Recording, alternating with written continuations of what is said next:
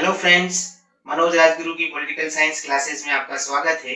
अगर आपको मेरे वीडियो, उनके कंटेंट और उनका प्रेजेंटेशन पसंद आए तो मेरे वीडियोस को लाइक करें, मेरे चैनल को सब्सक्राइब करें और बेल आइकन को दबाएं ताकि आने वाले वीडियोस की नोटिफिकेशन आपको टाइम टाइम पर मिलते रहे और एक ही प्लेटफॉर्म पर आप मेरे सारे वीडियो को एक्सेस कर सकें। Thank you. आज की क्लास में हम इसी बात को आगे बढ़ाते हुए हम लोग देखने की कोशिश करेंगे कि एक आदर्श या श्रेष्ठ संविधान किसे कहा जा सकता है। यानी कि एक अच्छा संविधान अगर कोई है तो उसके फीचर्स क्या हो सकते हैं, ये पूरी चर्चा हम लोग आज की क्लास में करेंगे। थोड़ी सी छोटा टॉपिक है लेकिन बहुत ही अच्छा और गंभीर विषय है। तो हम लोग सबसे पहले अगर हाइलाइट्स के रूप में बात करें, किसी भी देश का संविधान अगर आदर्श या श्रेष्ठ माना जाए तो उसके लिए सबसे पहली आवश्यकता है उसका स्पष्ट होना, स्पष्टता यानी कि क्लियरिटी। मैं पहले पॉइंट बता देता हूं, उसके बाद में फिर हम लोग उनको डिटेल्स में देखेंगे। तो पहला जो आवश्यक लक्षण है वो है स्पष्टता। दूसरी बात अगर हम बताएं एक आदर्श संविधान के अंदर क्या जरूरी है तो वो है संक्षिप्तता, छोटापन, है ना। तीसरा अगर आवश्यक लक्षण बताएं तो हम बता सकते हैं व्यापकता यानी कि कॉम्प्रिहेंसिवनेस। चौथी आवश्यक लक्षण अगर हम बताएं तो हम बता सकते हैं कि अगर कोई संविधान परिवर्तनशील है यानी कि फ्लेक्सिबल है तो वो एक आदर्श संविधान है। पांचवा लक्षण हम बता सकते हैं कि अगर किसी संविधान में फंडामेंटल राइट्स है, मौलिक अधिकारों का उल्लेख किया गया है तो वो एक आदर्श संविधान है। और आखिरी बात जो हम बता सकते हैं वो है अगर किसी भी कॉन्स्टिट्यूशन के अंदर इंडिपेंडेंट जुडिशरी है, स्वतंत्र न्यायपालिका की व्यवस्था है, तो वो एक आदर्श संविधान है। यानी कि अगर कोई संविधान स्पष्ट है, संक्षिप्त है, व्यापक है, परिवर्तनशील है, अगर उसमें मौलिक अधिकार है और स्वतंत्र न्यायपालिका का प्रावधान है तो ऐसे संविधान को हम एक आदर्श संविधान या श्रेष्ठ संविधान कह सकते हैं। क्यों इन बिंदुओं की हम चर्चा करते हैं, अब इसकी डिटेल्स में हम यहाँ पर आते हैं। तो सबसे पहली बात हमने कही थी कि एक आदर्श संविधान के लिए स्पष्ट यानी कि उसका क्लियरिटी उसके अंदर होनी चाहिए। क्लियरिटी यानी कि स्पष्टता का मतलब क्या है कि संविधान के अंदर जितने भी प्रोविजंस प्रावधान किए जा रहे हैं, जिनको हम नियम कह रहे हैं, कानून कह रहे हैं, वो सारे प्रावधान स्पष्ट होने चाहिए। स्पष्ट का मतलब अगर कोई व्यक्ति उसको, आम व्यक्ति उसको अगर पढ़ रहा है तो उसको पढ़ते ही समझ में आ जाना चाहिए कि इस नियम का, इस कानून का मतलब क्या है ना। यानी कि अगर किसी कानून को पढ़कर उसको समझना है आसानी से तो उसके लिए क्या आवश्यकता है कि उस कानून को बनाने की भाषा, उसकी शब्दावली बहुत सरल हो, है ना। जैसे एक मैं छोटा सा उदाहरण देता हूं आपको, संशोधन करना, है ना। अमूमन संशोधन करना थोड़ा सा जटिल शब्द है, लेकिन मैं अगर ये कह दूं बदलाव करना, तो बदलाव करना जो शब्द है वो थोड़ा आसानी से समझ में आ जाता है। और वही चीज संशोधन करना थोड़ा जटिल हिंदी की शब्दावली का शब्द है। तो इसी तरह से अगर कानून की परिभाषा, जिन कानूनों का प्रावधान संविधान में किया जा रहा है, यदि वो सारे कानून, वो सारे प्रावधान सरल सहज शब्दावली में हैं, जिनको पढ़कर आसानी से लोग उनमें समझ सकें, तो ऐसे संविधान को हम क्या कह सकते हैं, ये स्पष्ट संविधान है ना। स्पष्ट संविधान का लाभ क्या होता है, जैसे मैंने आपको कहा कि किसी भी राज्य के अंदर शासन तो गिने चुने लोग चलाते हैं, है ना। भले ही वो जनतंत्र हो तो भी जनतंत्र में भी जनता के प्रतिनिधि शासन चलाते हैं। लेकिन आपके और मेरे जैसे एक आम व्यक्ति को यदि संविधान को समझना है तो हमें संविधान को कैसे समझेंगे, हम संविधान को पढ़ेंगे, है ना। और वो पढ़ने के बाद हमें समझ में कब आएगा, जब वो संविधान स्पष्ट होगा। स्पष्ट होने से ही हमें पता चलेगा कि संविधान इस विषय के ऊपर क्या डायरेक्शन जनता को प्रदान कर रहा है, राज्य को प्रदान कर रहा है, संस्थाओं को प्रदान कर रहा है, और हम उस डायरेक्शन को समझ सकेंगे, संविधान के मर्म को जान सकेंगे।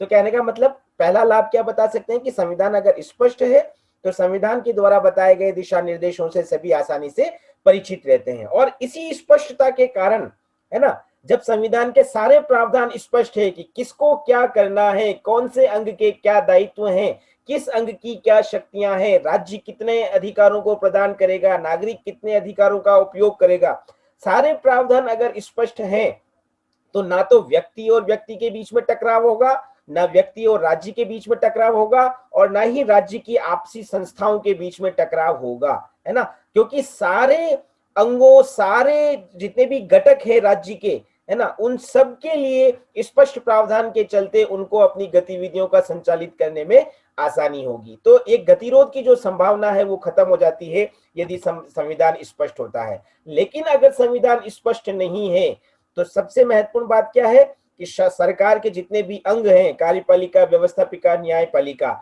उनके बीच में टकराव की संभावना रहेगी।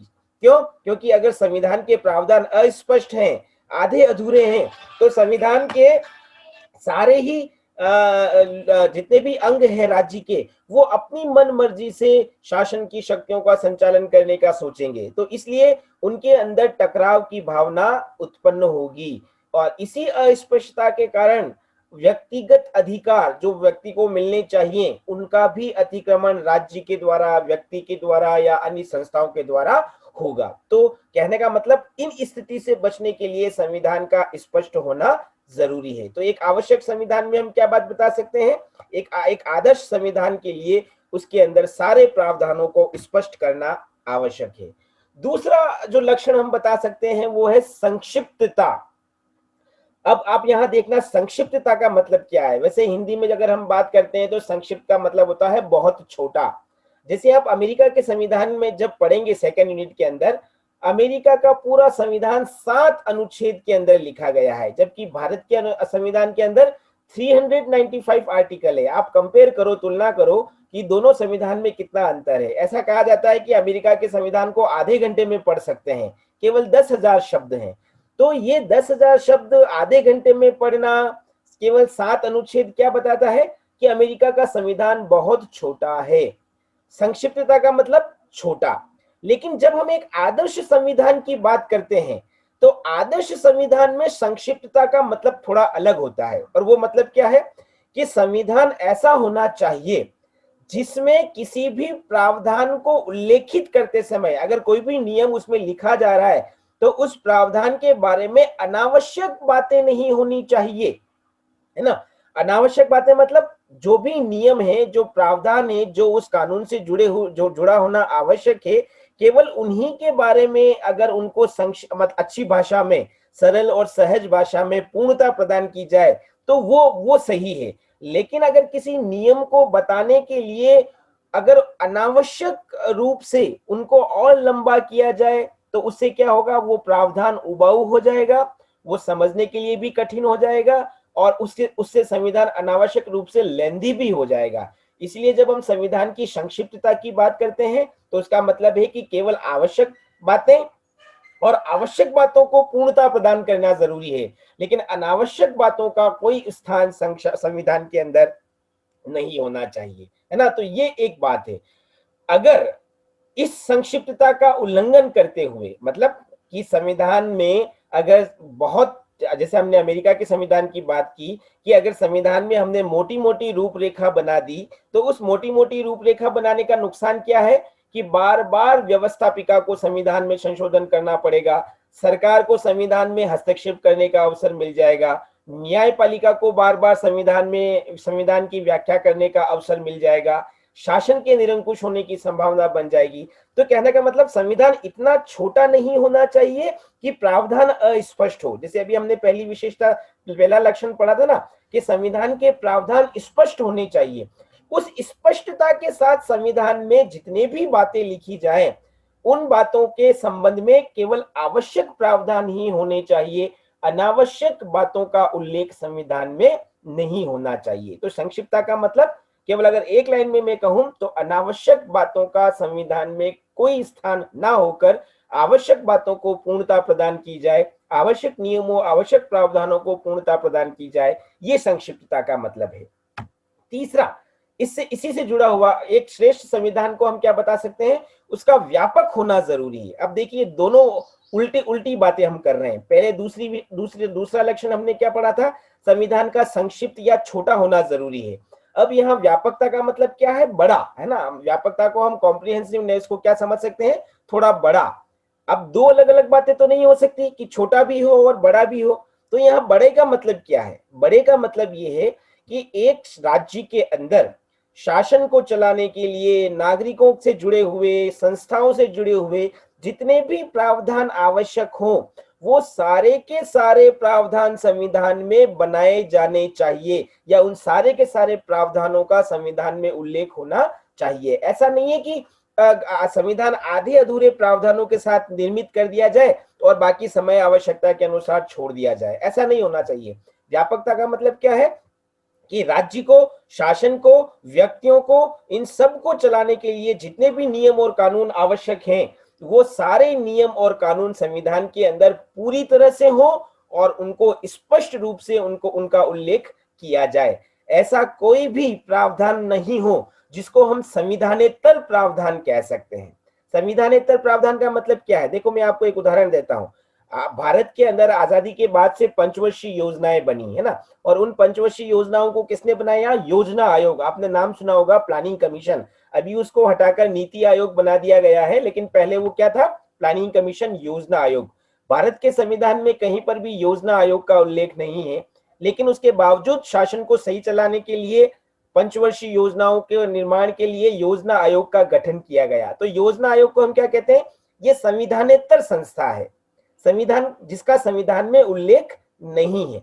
तो कहने का मतलब ये कि अगर एक अच्छा संविधान है तो उस अच्छे संविधान में ऐसी गुंजाइश नहीं हो कि संविधानेतर प्रावधान हो, सारे की सारे आवश्यक प्रावधान संविधान में हो। और अगर ये सारे प्रावधान संविधान में किए जाएंगे तो उसका लाभ क्या होगा?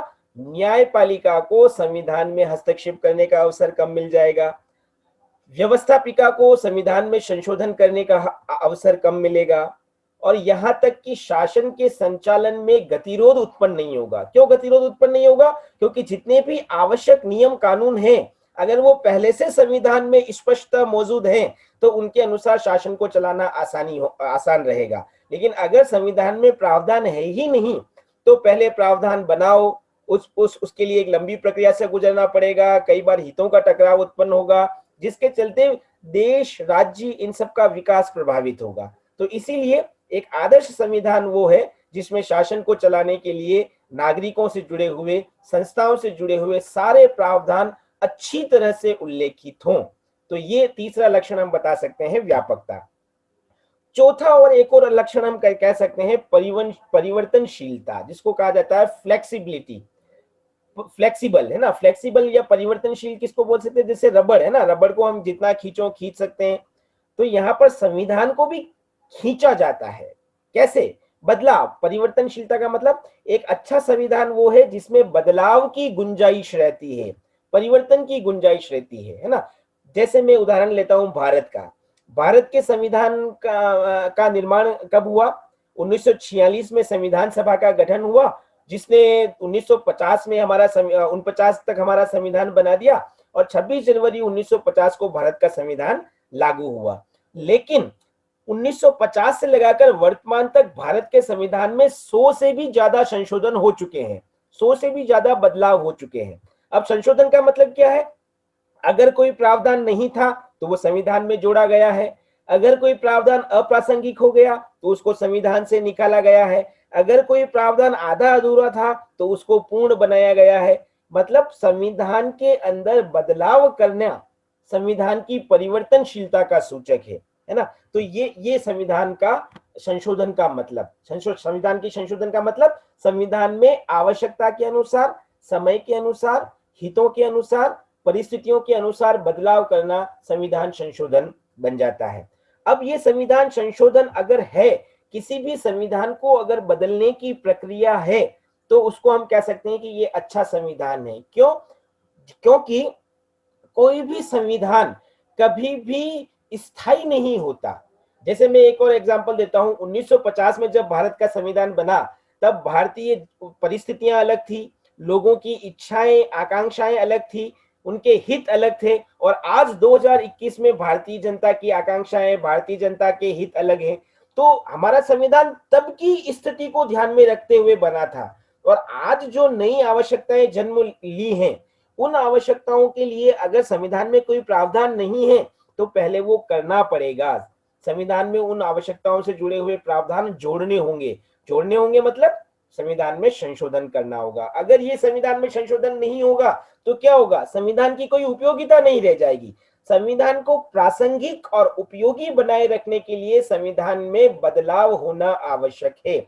और अगर संविधान में ये बदलाव होता है, ये संशोधन होता है, तो हम क्या कह सकते हैं, ये संविधान वास्तव में जनता के हितों का प्रतिनिधित्व करने वाला संविधान है।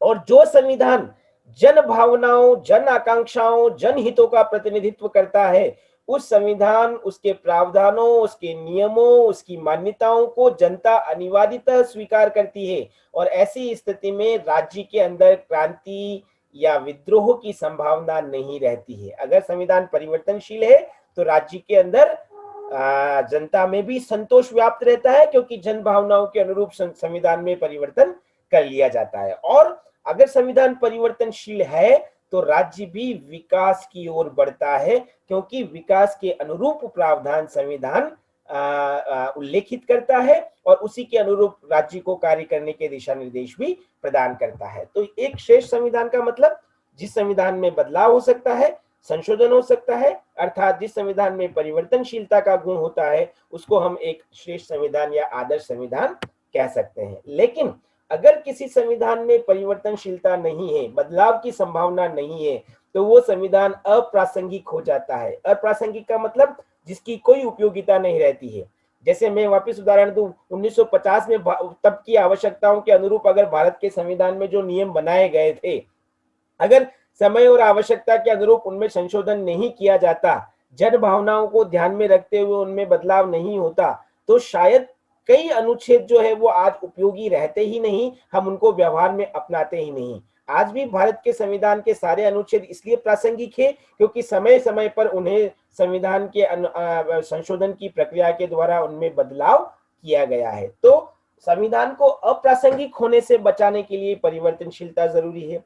अगर संविधान परिवर्तनशील नहीं है, संविधान अगर बदलाव नहीं होता है, तो जैसे मैंने कहा, लोगों में असंतोष उत्पन्न होगा और वही असंतोष राज्य की एकता, अखंडता को खतरा पहुंचाएगी और वही उसी असंतोष से शासन भी अस्थिर होगा। और जब संविधान परिवर्तन का सूचक नहीं है, अगर संविधान में बदलाव नहीं किया जाता, तो राज्य और सरकार भी अपने आप में पिछड़ जाती है, वो कोई प्रगतिशील कार्य नहीं कर पाती है। तो परिवर्तनशीलता इसीलिए जरूरी है ताकि लोगों के हितों का प्रतिनिधित्व हो सके, शासन में असंतोष को रोकते हुए क्रांति की संभावनाओं को समाप्त किया जा सके और पिछड़ेपन को दूर करते हुए राज्य को, व्यक्ति को, संस्थाओं को आगे विकास की ओर अग्रसर किया जा सके। इसके लिए एक संविधान का परिवर्तनशील होना आवश्यक है। तो चौथा लक्षण हम क्या बता सकते हैं, एक श्रेष्ठ संविधान या आदर्श संविधान वो है जिसमें परिवर्तनशीलता का गुण हो। नेक्स्ट, पांचवी बात अगर हम बताएं तो वो है मौलिक अधिकार, फंडामेंटल राइट्स। देखिए, अधिकारों की बात हम लोगों ने फर्स्ट ईयर के अंदर पढ़ी। प्रत्येक व्यक्ति अपनी इच्छा अनुसार अपने व्यक्तित्व का विकास करना चाहता है, अपने व्यक्तित्व को निर्मित करना चाहता है। और हर व्यक्ति अपनी इच्छा अनुसार काम कब करेगा, जब उसे राज्य के द्वारा कुछ ऐसी प्रदत्त परिस्थितियां हो, ऐसी परिस्थितियां प्राप्त हो राज्य के द्वारा जिनका प्रयोग करते हुए वो अपने इच्छा अनुसार अपने व्यक्तित्व को निर्मित भी कर सके और विकसित भी कर सके। तो ऐसी परिस्थितियों को हम क्या बोलते हैं, ये अधिकार है ना, कुछ आवश्यक अधिकार जिनके प्रयोग के बिना व्यक्ति अपना विकास नहीं कर सकता। जब संविधान उन अधिकारों को नागरिकों को प्रदान करता है तो वो फंडामेंटल राइट्स, मौलिक अधिकार कहलाते हैं। हम लोगों ने लास्ट ईयर भी पढ़ा था, अलग अलग राज्यों के अंदर राज्य के द्वारा नागरिकों को अलग अलग अधिकार प्रदान किए जाते हैं, कहीं पर ज्यादा, कहीं पर कम। राज्य अपनी सुविधा, अपने हितों को ध्यान में रखते हुए नागरिकों को अधिकार प्रदान करता है। तो ये अधिकार जो व्यक्ति के विकास के लिए आवश्यक हैं, है ना, जैसे स्वतंत्रता का अधिकार, समानता का अधिकार, अभिव्यक्ति का अधिकार, धार्मिक स्वतंत्रता का अधिकार, ये जितने भी मौलिक अधिकार हैं, अगर संविधान में इनका उल्लेख है तो इससे बहुत सारे फायदे होते हैं। पहला, कि लोगों को ये पता होता है कि हमारा राज्य हमें क्या क्या सुविधाएं प्रदान कर रहा है और इस राज्य के अधीन रहते हुए हम किस तरह से अपना आचरण, अपना व्यवहार निर्धारित कर सकते हैं। तो मौलिक अधिकारों का उल्लेख होने से लोगों को स्पष्टता रहती है। दूसरा, एक आम व्यक्ति ये धारणा लगा सकता है, धारणा निर्धारित कर सकता है कि जो मौलिक अधिकार राज्य के द्वारा नागरिकों को दिए गए हैं उससे राज्य का स्वरूप कैसा है। जैसे मैं एक एग्जांपल की बात करूं, अगर कोई राज्य अपने नागरिकों को ना तो स्वतंत्रता देता है, ना ही समानता प्रदान करता है, ना ही उनके साथ न्याय करता है, तो हम क्या अनुमान लगा सकते हैं कि ये एक निरंकुश प्रवृत्ति वाला राज्य है। मतलब इस राज्य का स्वरूप कैसा है, निरंकुश। लेकिन अगर कोई राज्य अपने नागरिकों को स्वतंत्रता, समानता, न्याय, अधिकार सब कुछ प्रदान करता है, तो हम क्या बता सकते हैं, ये एक लिबरल डेमोक्रेटिक स्टेट है, यानी कि उदारवादी लोकतांत्रिक राज्य है। तो राज्य का स्वरूप भी पता चलता है अगर संविधान में मौलिक अधिकार बताए गए हैं। अगली बात, जैसे मैंने कहा कि अगर मौलिक अधिकारों का संविधान में उल्लेख है तो शासन और शासितों के बीच के संबंध भी मधुर रहते हैं, है ना। अन्यथा क्या होगा, लोग अपने अधिकारों के लिए आंदोलन करेंगे, विद्रोह करेंगे, क्रांति करेंगे, उससे राज्य के अंदर अस्थिरता उत्पन्न होती है। तो शासक और शासित यानी कि राज्य और नागरिकों के बीच में मधुर संबंध भी स्थापित होते हैं अगर संविधान में मौलिक अधिकारों का उल्लेख है। इसी तरह से अगर संविधान में मौलिक अधिकार हैं तो न्यायपालिका को शासन के कार्यों में हस्तक्षेप करने का कम से कम अवसर प्राप्त होता है, क्योंकि सारे अधिकार जो हैं वो संविधान में स्पष्ट रूप से उल्लेखित हैं। तो कहीं पर भी न्यायपालिका को ये कहने की जरूरत नहीं है कि नागरिकों के साथ राज्य को या संस्थाओं को इस प्रकार का फला फला आचरण करना चाहिए। तो अगर न्यायपालिका के हस्तक्षेप को कम करना है तो मौलिक अधिकारों का स्पष्ट प्रावधान संविधान में होना आवश्यक है। एक और बात, हर राज्य के अंदर माइनॉरिटीज होती है, अल्पसंख्यक वर्ग होते हैं, है ना। अल्पसंख्यक जो जाति के आधार पर भी हो सकते हैं, भाषा के आधार पर भी हो सकते हैं, वर्ण के आधार पर भी हो सकते हैं, रंग के आधार पर भी हो सकते हैं, जेंडर के आधार पर भी हो सकते हैं। अल्पसंख्यक शब्द को हम किसी एक क्लास से जोड़कर नहीं देखेंगे। जनरली अल्पसंख्यक शब्द को धर्म के आधार से जोड़कर देखा जाता है, लेकिन अल्पसंख्यक शब्द का शाब्दिक अर्थ क्या है, किसी क्षेत्र विशेष में जिनकी संख्या कम है वो अल्पसंख्यक है ना। तो संविधान में मौलिक अधिकार अल्पसंख्यकों को भी सुरक्षा प्रदान करते हैं, यानी कि जब राज्य मौलिक अधिकार प्रदान कर रहा है तो वो मौलिक अधिकार राज्य की समस्त जनता के लिए हैं, बहुसंख्यकों के लिए भी हैं और अल्पसंख्यकों के लिए भी हैं। तो इन मौलिक अधिकारों का प्रयोग करते हुए बहुसंख्यक भी अपनी इच्छा से अपना विकास करते हैं और अल्पसंख्यक भी अपनी इच्छा से अपना विकास करते हैं। तो यदि अल्पसंख्यकों की दृष्टि से देखें तो उनको अपने अस्तित्व को बनाए रखने के लिए, अपने व्यक्तित्व के विकास के लिए जिन मौलिक अधिकारों की आवश्यकता होती है, अगर संविधान में उनका उल्लेख है तो अल्पसंख्यक समुदाय भी उस राज्य में सुरक्षा का भाव महसूस कर सकता है। तो एक श्रेष्ठ संविधान वो है जिसमें अलग अलग संदर्भों को ध्यान में रखते हुए मौलिक अधिकारों का प्रावधान किया जाए। एक आखिरी बात और अगर हम करें तो वो हो सकती है स्वतंत्र न्यायपालिका का अस्तित्व। एक अच्छा, आदर्श और श्रेष्ठ न्यायपालिका वो है जिसमें स्वतंत्र न्यायपालिका हो। स्वतंत्र न्यायपालिका का मतलब क्या है, एक ऐसी न्यायपालिका जिसके ऊपर कार्यपालिका, व्यवस्थापिका या किसी भी अन्य संस्था का कोई दबाव ना हो, कोई नियंत्रण ना हो। वो न्यायपालिका कानून के प्रावधानों के अनुरूप न्याय प्रदान करे, समाज के अंदर न्याय स्थापित करे, संविधान की रक्षा करे।